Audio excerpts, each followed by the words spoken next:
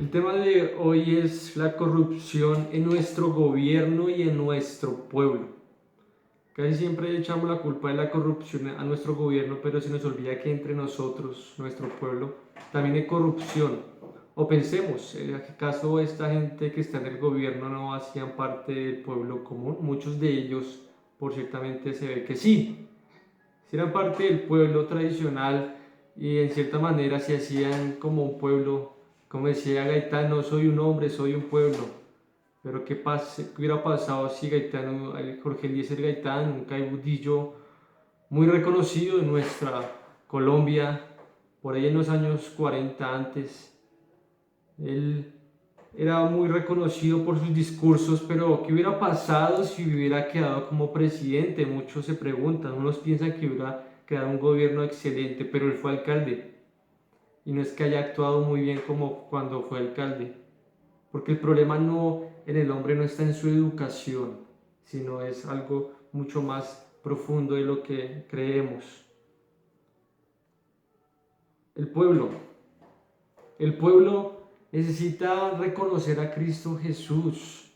El pueblo no puede hacer nada sin Dios. Sodoma y Gomorra creían que podían hacer sus propias normas alejados de Dios y Dios los destruyó para señal, para que todo el mundo comprenda que sin Dios el hombre no es absolutamente nada eres sin Dios. Y eso es lo que no comprende mucho de nuestro gobierno. Dios ha tenido misericordia bastante porque no los ha destruido como tienen que serlo realmente, porque ya es bastante la corrupción, cada vez aumenta más y la ira de Dios tiene un límite. Cuando pase ese límite, realmente es mejor huir. En Colombia hay mucha corrupción. La corrupción en Colombia ha sido señalada como uno de los principales problemas políticos de este nuestro país. Se ven familias que por años y años han seguido los llamados los Santos, la familia Santos, la familia Uribe, Uribe Vélez, la familia Santo Domingo, Sarmiento. Hay familias que ya están empoderadas en nuestro país y no quieren salir de ahí. ¿Y por qué no pueden salir? ¿Por qué no salen de ahí? Porque se han enfrascado ahí, se han metido ahí bajo la corrupción.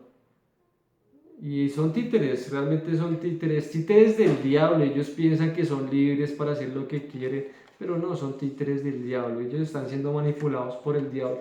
Detrás de ellos está el diablo, por eso nosotros no luchamos en contra de ellos, sino en contra de sus ideas, en contra de su amo, el diablo, en contra de él.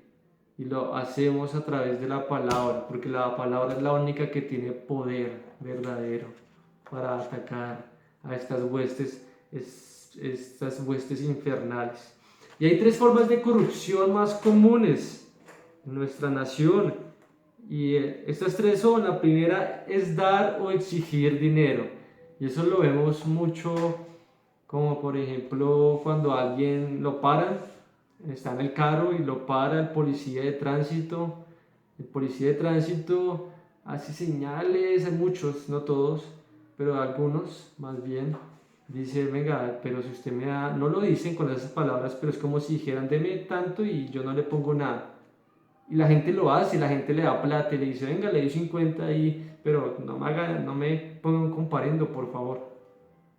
Eso es una forma de corrupción y es una de las más populares.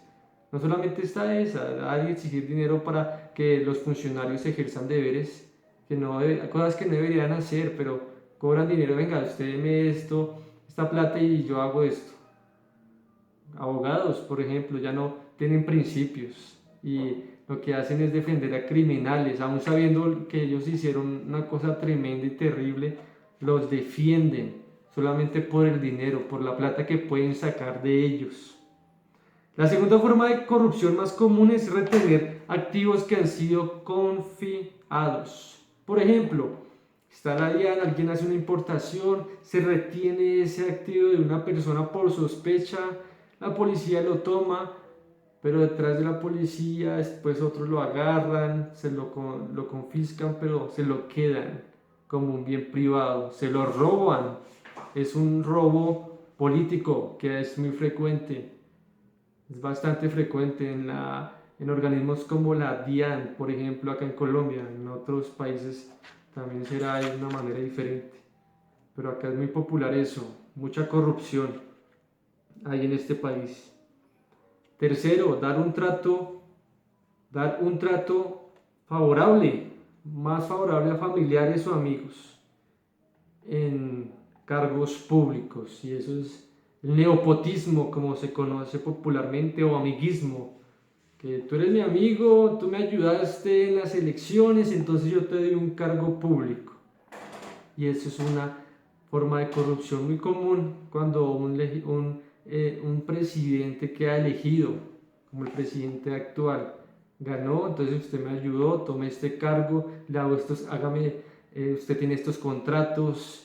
Por ejemplo, acá en Colombia pasó con un grupo que se llamó Nule, los Nule. Les dieron, un alcalde acá llamado Samuel Moreno, les dio unos contratos. Les dijo, tome porque ustedes me caen bien, son mis amigos, me han ayudado. Y unos contratos en los cuales ellos robaron mucha plata al gobierno, al pueblo, robaron dinero. Y esa es la tercera forma de corrupción más común. Y la corrupción la vemos aún desde el colegio. Los chicos cuando están estudiando cometen corrupción. Plagio. El plagio es una forma de corrupción. Ayúdeme a estos puntos. Cuando bien están las instrucciones de que es una evaluación, es un examen individual, pero se copian entre ellos porque no hay principios. Y esas cosas pequeñas van creciendo, creciendo, creciendo hasta volverse en criminales, muchas veces con corbata. Criminal con corbata. Al menos uno reconoce un criminal porque muchas veces muchos de ellos no se ven bien, no huelen bien, lo hacen por su droga, por la marihuana, pero los de corbata diría yo que son peores, porque ellos lo que hacen solamente es aparentar ser buenos cuando realmente son malos. Y sí ha pasado con muchos presidentes que han sido desenmascarados en el tiempo, en el momento. La iglesia por eso es que no puede apoyar la parte política, no puede hacer campañas políticas, eso va en contra de los principios que el Señor estableció. Nosotros no fuimos llamados para servir a este mundo, sino para servir a Dios, y eso tiene que quedarnos claro en nuestra mente. Servir a Dios antes que al hombre, no servir al ojo, no servir para ser visto. No. Está bien que un cristiano, que una persona que tenga principios bíblicos esté en el gobierno, que sea presidente, sería excelente. Abraham Lincoln tenía principios y por eso está reconocido en Estados Unidos. Los puritanos en Estados Unidos fueron reconocidos por establecer principios, la constituyente, la Declaración de Derechos Universales. Pero la otra cosa es cuando se haga política en la iglesia, eso no se puede hacer. Porque en la iglesia se tiene que compartir la palabra de Dios, la Biblia.